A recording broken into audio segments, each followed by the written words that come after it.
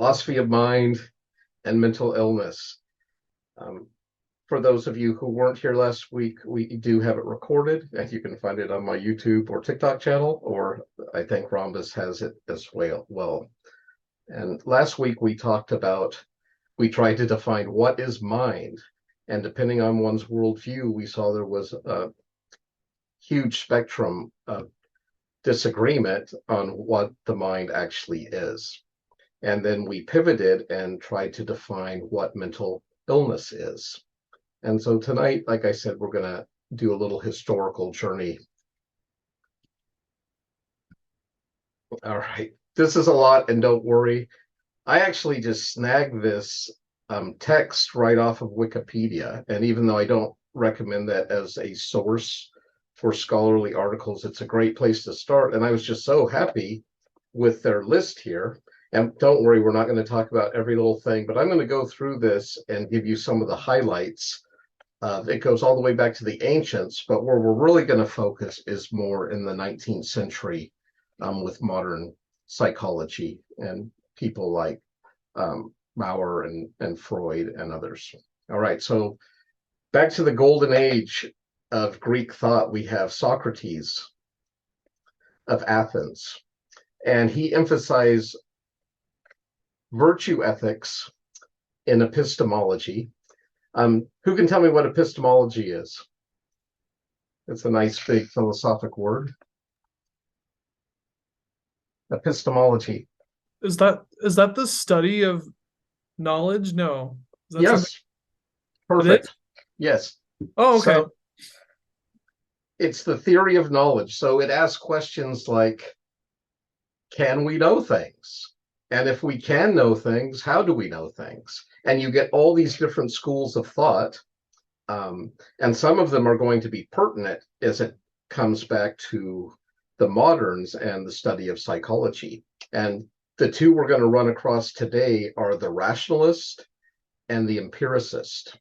The rationalists believe that true knowledge comes through reason, and the empiricists believe knowledge comes through sense perception.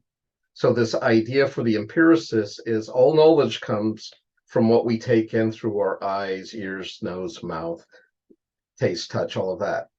Where the rationalists are saying, no, you could be deaf, blind, dumb, mute, senseless, but as long as you have a mind or your reason, you can explore the universe. And so I love these two divergent schools of thought.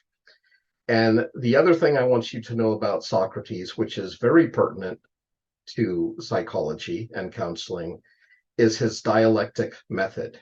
Now, dialectic, that's a loaded philosophical term. Whoops. We get the way Socrates was meaning it was like a dialogue. So he wasn't just being this pontificating sage on a stage, but he would interact with the people of Athens. And that was one of his favorite things to do. He would hang out by the gates of Athens, and whenever some new person came to town that claimed to know something, he would pursue them and he would ask them questions about what they thought they knew, whether it was love or courage or truth or beauty, any of that. And then after a short discussion with that person, both Socrates and that person realized that that person had no idea what they were talking about. And that was part of his dialectic method. It wasn't like he claimed to have all this knowledge. In fact, he was declared the wisest man alive by the Oracle of Delphi because Socrates said, I know that I don't know anything, which meant he knew at least one more thing than everybody else because everyone else thought they knew stuff, but Socrates knew he didn't know stuff. And so there you go. And it's not that he was agnostic or something. He was sincerely pursuing knowledge. He just wasn't comfortable claiming that he had knowledge or truth yet. And so the dialectic, I really love that approach. And instead of someone just pontificating at you, it's a series of questions and answers. And depending on the response, there'll be a follow-up question. And so you're like journeying together in the learning process. Both the teacher and the student are learning together. Any questions on that brief intro to Socrates? Okay. The next guy is the Greek physician Hippocrates, and he's the one that came up with the four temperament types, if you're familiar with that. These are the ones I really know a lot more about, not so much the Myers-Briggs or the Enneagram or those sorts of things. But he had cholerics, phlegmatics, sanguines, and melancholies. And each of those four temperament types were associated with bodily fluids. And later, the Latin author Galen talked about humors, bodily humors like hot and cold. And then with these, they gave all the different temperament types a different bodily fluid as well. So choleric would be like blood because that's the take charge, type A personality type, your natural born leaders. Phlegmatics, their bodily fluid was phlegm because, like phlegm, they're slow and easygoing.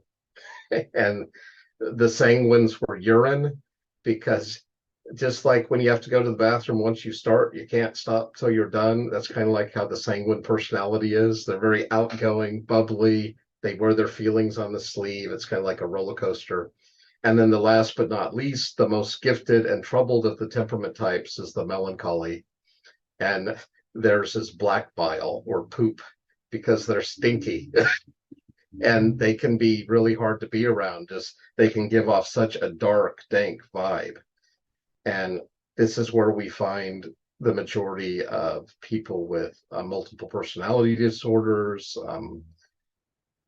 psychosis, schizophrenia, um, mass murderers, those sorts of things. But it's also where we find our poets, our artists, our philosophers, our musicians. And so I really like Hippocrates, and I think he contributed a lot to our understanding of human temperaments and personality. Next, we got Plato, one of my personal favorites, and he had a tripartite theory of the soul. And I don't have my whiteboard here, but actually, I'm going to close this. But if you can see this, this is like my little diagram of Plato's view. Whoops. Plato's view of the soul. Let me see if I can get it in focus. There we go. Can you guys see that okay? More or less. I'm sorry. I need to learn to use the whiteboard on the program. It's a little blurry. Okay. Is it also, yeah, just a little bit blurry. Thank you. All right. So at the top here, we have the nous.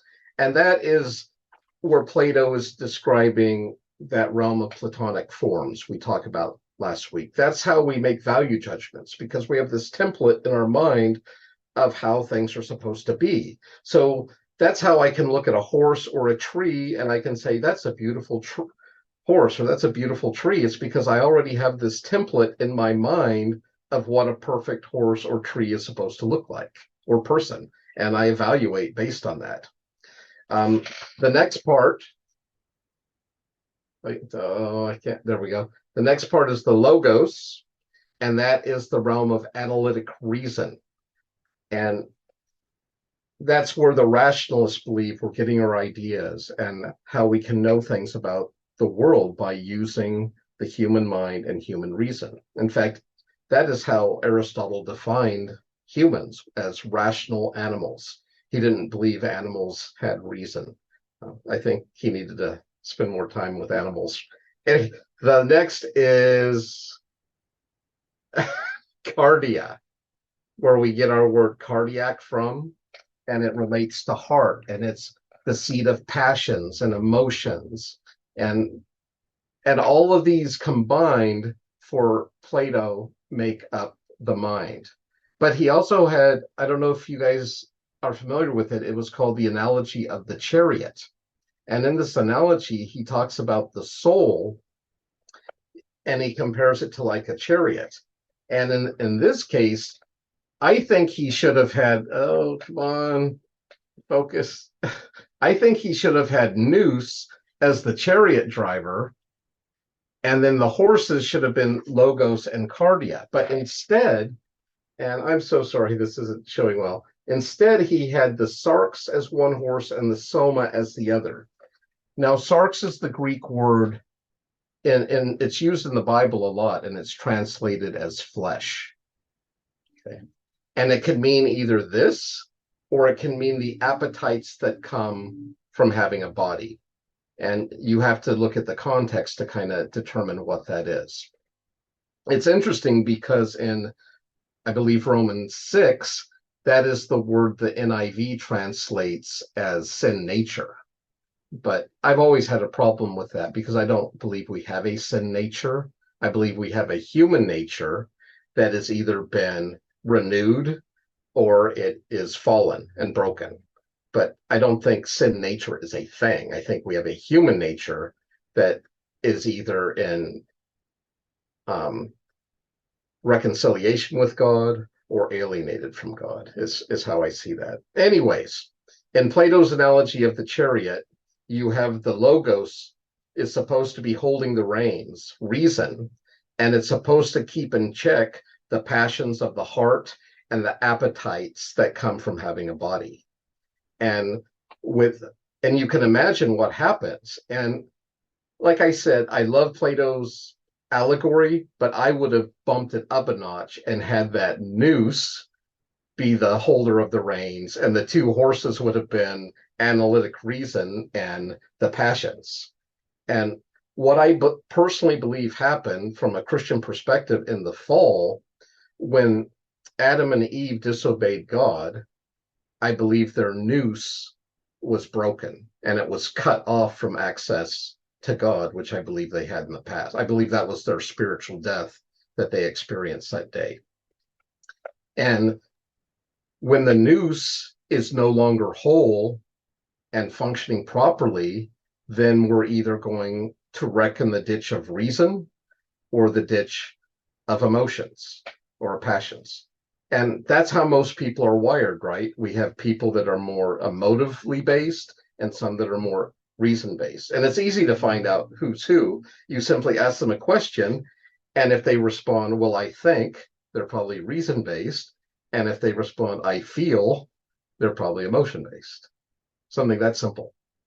And I believe as our noose is restored, that in Romans 8:12, it actually uses that Greek word, be therefore transformed, metamorphosed, like a butterfly going from a caterpillar going from a worm into a beautiful butterfly. It's that same word of metamorphosis. Be therefore metamorphosed by the renewal of your noose, of that mind. And I love that part of Plato. Any questions on that? Yeah. Dr. Blackburn, I was wondering, how does that sound so similar to Freud with id, ego, and super ego? Like, did he get his ideas from Plato? Because I know that like Yes, and he the actually super ego attributed. controls like the Yes, id and the ego or something. yes, Does that relate to Freud? and Freud did give him a shout out and acknowledge that's where he got his divisions from. I mean, he worked them out differently than Plato did, but I think that was a really helpful observation of Freud, and there's a lot of value to it, I believe. Very good. Anybody else? Onward.